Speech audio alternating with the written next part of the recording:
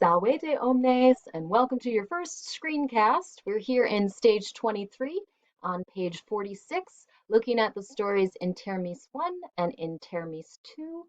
Now, you have probably read both of these, and we've discussed at least the first one. We had some beautiful pictures on the board.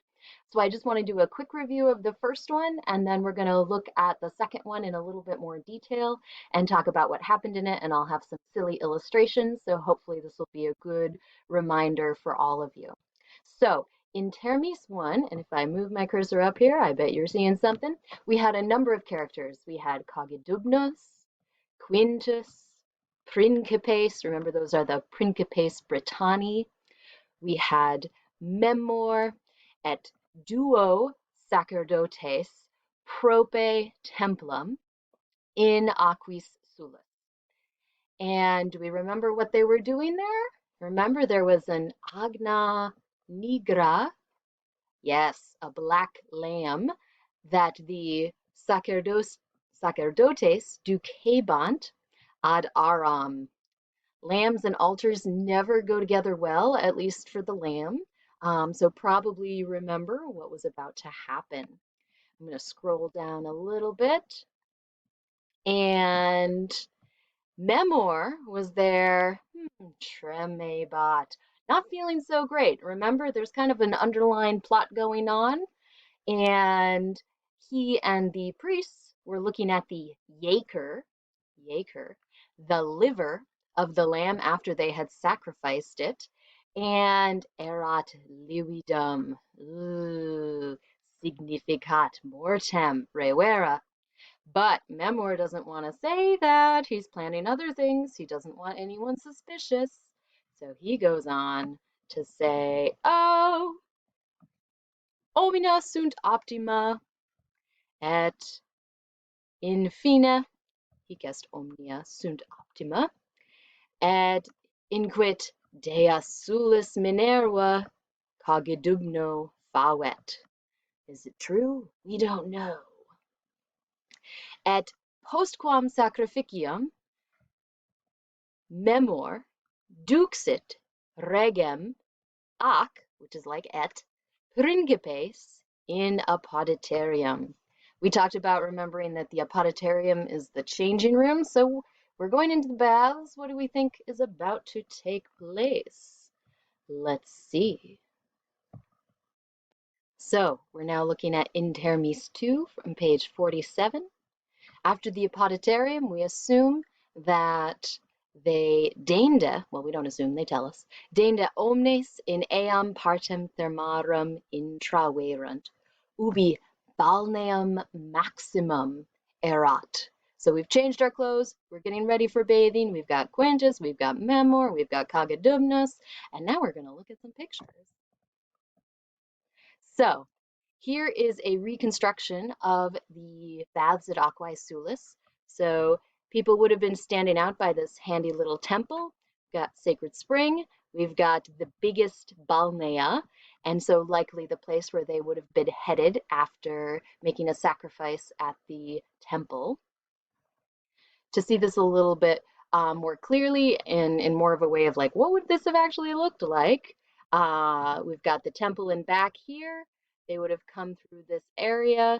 You can't really see the entrance, but we're going to look at another angle of it in a minute and eventually come into the largest bathing area, which is currently in this reconstruction cut open so people could potentially see in. From another angle, there's that cut open area. You can almost see where the bath would have been. You can see where people would have entered from this interior temple complex. You can see how big people would have been, more or less, in relation to the temple and the bath complex itself. Because we're here in a place with hot springs, these were some pretty elaborate baths by this point in time, and it was an important place for people to come, like King Cog. You can imagine what it might have looked like if you were a regular person size. Hey, we've got a little altar going on, temple in the background, entrance to the big baths with some apodidaria, the changing rooms nearby as well. So we can imagine our people standing outside, agnam nigram, sacerdotes, Think to yourself, talk to yourself. What else do you see in the picture? Who is there? Just take a minute. You could pause me. And then we're going to move on to this part 2 like we just started looking at before. So, deinde, omnes, that's omnes populi, in eam partem thermarum intraverunt, ubi balneum maximum erat. What's wrong with my picture? That's not what the baths look like. They would have been pools dug into the ground that people would have been lowered down into. This is going to become important as we continue hearing about this story. But, I mean, this is what we think of as baths now, so why not? Again, the Thermos Maximus Videmus Quintus Principes Secutus circum spectavit et attonitus hae thermae inquit maiores sunt quam thermae Pompeianae. So what did we just learn? The baths at Aquae Sulis sunt magni. In fact, they are maiores quam thermae Pompeianae. So he's going to be familiar with the baths that he grew up with, but here we have some baths that are much bigger and better than the ones at Pompeii. He's impressed. Said, necesse est lavare cogidubnum, or if not lavare, at least give him the chance to be in the sacred water because it's supposed to help out his current sickness. So the story continues. Servi magna cum difficultate cogidumnum in balneum de mittere coiperunt, et maximus clamor erat. So cog is old, remember. And if you have any grandparents, sometimes they need to have like careful bathing shower arrangements. And so here we need the servi to be helping him in balneum et difficilis est. Don't use cannons when getting in the bath. Ergo, rex principibus mandata dabat. So he's the rex. He gets to give mandata. And he's giving them to the principes that are supposed to be helping. This is not going over well with the principes. So rex mandata principibus dabat. Principes libertos suos vituperabant. They want things to go well. We're passing the buck and passing the buck and passing the buck. Et tum liberti, we understand that the verb is reused. Servos vituperabant. It's always passed down to the poor servi. Sed tandem rex e balneo egressus et vestimenta quae servi tolerant induit. Ooh, pause there. Hopefully, maybe my pictures helped a little bit. Rex exit balneo, et tum rex induit vestimenta, et vestimenta. I don't want to do it in the passive. Oh, I could do it in the passive voice. Vestimenta portanter a servis.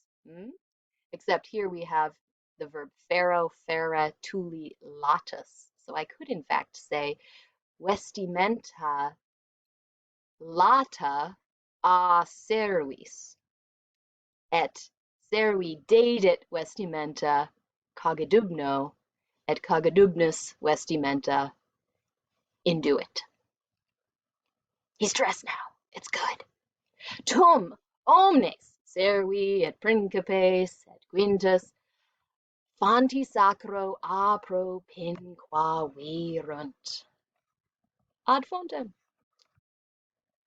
Et Cephalus, qui anxias tremebat, probe fontem stabat, paculum ornatissimum tenens. I don't know if that looks ornatissimum or not, but we'll go with it. But Hint in the picture, hint in the picture. So he guessed Rex, he guessed Cephalus, he guessed Paculum ornatissimum. Et Cephalus inquit Domine Poculum aquae sacrae tibi offero. Aqua est amara, not a word we've seen before, amara est aqua, sed remedium est potentissimum. Remember, King's sick, he wants a remedium. Sometimes remedies don't taste good, I guess it's not a surprise. Et haec verba locutus, locutus referring to Cephalus, regi paculum obtulit. Et rex paculum ad labra, hic sunt labra, sustulit. Oh, that word sustulit.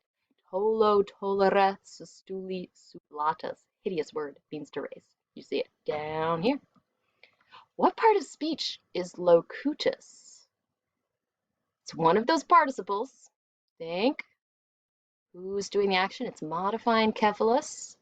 He's the one doing the action, so it has to be active, but it happened before the actions right now, so it's perfect. Whew, my mind paused there. So, perfect active participle according to Cambridge. Sed subito, Quintus, paculum conspicatus, manum regis prensavit, et clamavit, noli bibere. Do you remember noli bibere? Yeah, there's a hint down here. What do we call that? If you noli plus an infinitive, negative imperative. Don't do something. Noli loqui, don't talk. Noli clamare, don't yell. So he says, noli bibere, cur, because hoc est paculum venenatum, eho, et inquit ego paculum huius modi, ooh, weird form of hic, in urbe Alexandria vidi. Remember, Quintus spent some time in Alexandria. Remember, Barbilus, Clemens was there. It was a good time. There were some crocodiles. He learned some stuff. He's seen things. So Quintus is recognizing conspicatus paculum and concerned that this might be similar to a cup he has seen before. But King Cog doesn't think it's any big deal. Longe eras. Nemo mihi nocere vult. Oh, he's so trusting.